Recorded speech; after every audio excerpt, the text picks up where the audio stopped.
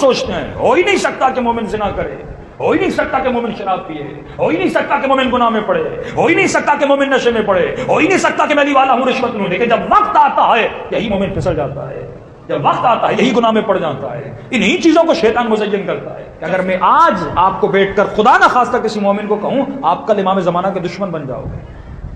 مومن کے مولانا امپاسبل، میں دشمن بنوں گا. 400 سال کا فاصلہ تھا. عیسیٰ کے لیے لوگ ترس رہے تھے، اے خدا عیسیٰ کو بھیج، اپنا ولی بھیج، اپنا ولی بھیج. لیکن جب عیسیٰ آئے امت نے حال کیا کیا؟ وہی یہودی حضرت عیسیٰ کو صلیب پہ چڑھانے کے لیے چلے گئے، پتھر مارے، تکلیفیں دی، صرف اس لیے کیونکہ محبت تھی. ہم میں سے کیوں نہیں؟ صرف اس لیے کیونکہ اس نے سود کو حرام قرار دیا، صرف اس لیے کہ وہ نبی عدالت کو قائم کرنے کے لوگوں نے ایکسپٹ نہیں کیا. ہم زبان سے امام زمانہ کو حق تو کہہ رہے ہیں، ہم زبان سے کربلا کے واقعے کو حق تو کہہ رہے ہیں، لیکن کیا تو حق کا ساتھ بھی دے رہا ہے؟ کیا تو لشکر امام میں بھی ہے؟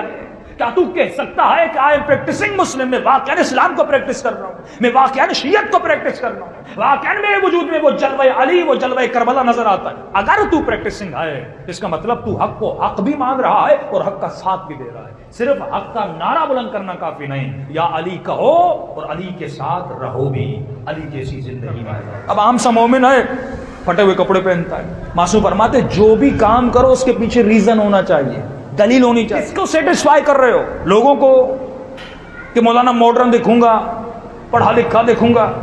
دنیا کی نگاہ اور ہے، حسین ابن علی کی نگاہ اور ہے. اگر یزید کی نگاہ سے چلو گے تو حسین ہار گئے، لیکن سیدہ زینب کی نگاہ سے دیکھو گے تو حسین جیت گئے.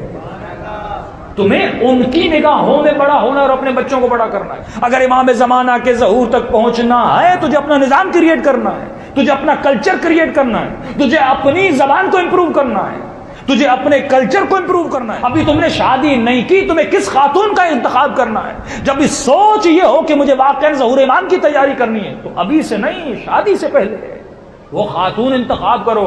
امام علی کی زندگی میں خیبر و خندق تو سنا، لیکن حضرت عباس کی یہ واقعہ کتنی بار آپ نے سنا جب عقیل کو بھیجا کہ عقیل ایسی خاتون کا قبیلے کو دیکھنا، اس کی غیرت کو دیکھنا، ان کے خواتین کی نجابت کو دیکھنا. جب ایسے قبیلے میں ایسی بیٹی پیدا ہوگی پھر اسی عورت اور اس خاتون کے پیٹ سے جناب عباس پیدا ہوگی.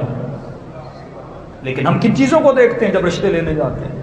ہم جب بیٹیوں کی شادیاں کرواتے ہیں تو کن چیزوں کو مد نظر رکھتے ہیں؟ واللہ ہم چیزوں کو مد نظر نہیں رکھتے. کہ رسول خدا کی بڑے سخت جملے ہیں، فرمایا جس نے بیٹی کی شادی اس سے کروائی کہ مال کو دیکھ کر، جاہ کو دیکھ کر، مقام کو دیکھ کر بیٹی کی شادی کروائی، پیسے والا ہے، مالدار ہے، فلاں ہے، فلاں ہے، فلاں ہے، لیکن اس کے اخلاق کو نہیں دیکھا، اس کی تقویٰ کو نہیں دیکھا، اس کی کفویت اور اس کی ذہنیت اور مینٹلٹی کو نہیں دیکھا. اگر اس نے مال کو صرف دنیا یعنی عقل معاش، صرف معاش کو دیکھ کر اس نے قدم اٹھایا اور بیٹی کی شادی کی، اور میں شادی تو کر دے گا لیکن انعام اعمال میں لکھا جائے گا اس نے بیٹی کی شادی نہیں کروائی بلکہ اپنی بیٹی کا قتل کیا.